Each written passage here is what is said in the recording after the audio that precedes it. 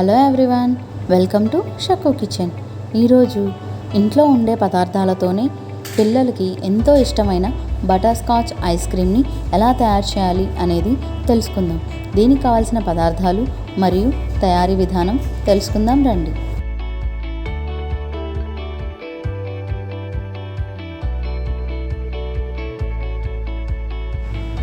Stove on చేసి కడాయి పెట్టుకొని దీంట్లో వెన్న తీయని 1/2 లీటర్ పాలను పోసి హై ఫ్లేమ్ మీద పెట్టి బాగా కాగబెట్టుకోవాలి.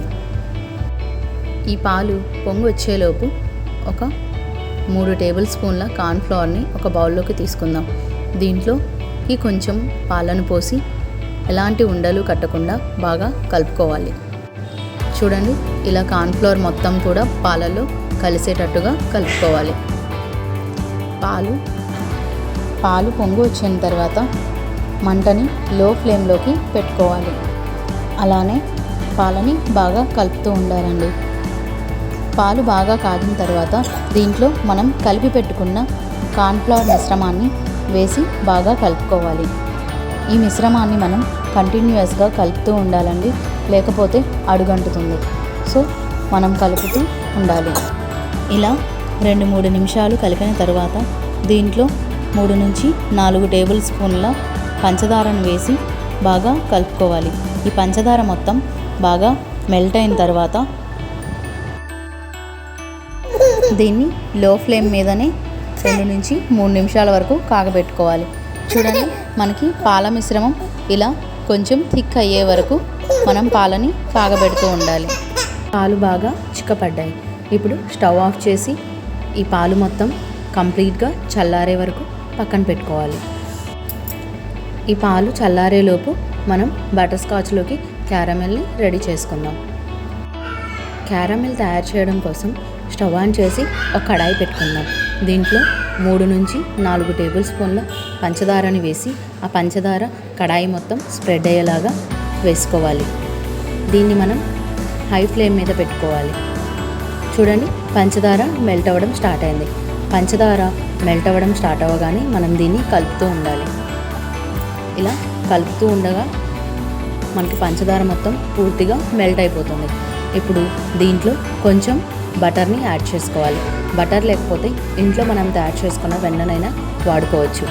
ఈ బటర్ దీంట్లో మొత్తం కరిగిపోయిన తర్వాత దీంట్లో మనం కట్ చేసి పెట్టుకున్న 10 నుంచి 15 జీడిపప్పు పలుకుల్ని వేసుకొని బాగా కలుపుకోవాలి. చూడండి, ఇవి కొంచెం ఫ్రై అయిన తర్వాత స్టవ్ ఆఫ్ చేసి వెంటనే ఈ మిశ్రమాన్ని వెన్న రాసి పెట్టుకున్న ప్లేట్లోకి తీసుకోవాలి. ఇది 5 నిమిషాల్లోగా గట్టిపడిపోతుందండి. ఇలా గట్టిపడిన దాన్ని మనం ప్లేట్ నుంచి విడిగా తీసుకొని చిన్న చిన్న పలుకుల్లాగా చేసుకోవాలి.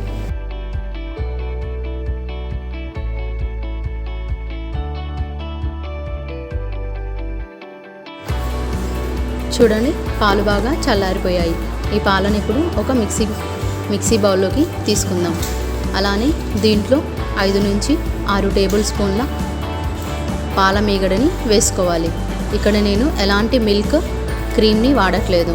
ఇంట్లో ఉన్న పాలు కాగపెట్టినప్పుడు మనకి మీగడ వస్తుంది కదా, ఆ మీగడని తీసి 3 నుంచి 4 రోజులు ఒక బాక్స్లో పెట్టుకొని ఫ్రిడ్జ్లో పెట్టుకున్నాను. దాన్ని నేను ఐస్ క్రీమ్లోకి వేసుకుంటున్నాను. వీటిని మిక్సీలో పెట్టేసి 2 నిమిషాల పాటు మిక్సీ పట్టుకోవాలి. తర్వాత ఒక 1/2 టేబుల్ స్పూన్ వెనీలా ఎసెన్స్ని వేసుకోవాలి. అలానే ఒక చిటికెడు ఎల్లో కలర్ని కూడా వేసుకొని బాగా కలుపుకోవాలి. దీన్ని మళ్ళీ ఒకసారి మిక్సీ పట్టుకుందాం. చూడండి, మనకి ఐస్ క్రీమ్ మిశ్రమం అనేది రెడీ అయిపోయింది. ఇప్పుడు దీన్ని ఒక బౌల్లోకి తీసుకొని మూత పెట్టేసుకొని డీప్ ఫ్రిడ్జ్లో హైలోకి పెట్టుకొని కూలింగ్ అనేది ఫ్రిడ్జ్లో పెట్టుకోవాలి. దీన్ని 2 నుంచి 3 గంటల వరకు అలానే పెట్టేసుకోవాలండి.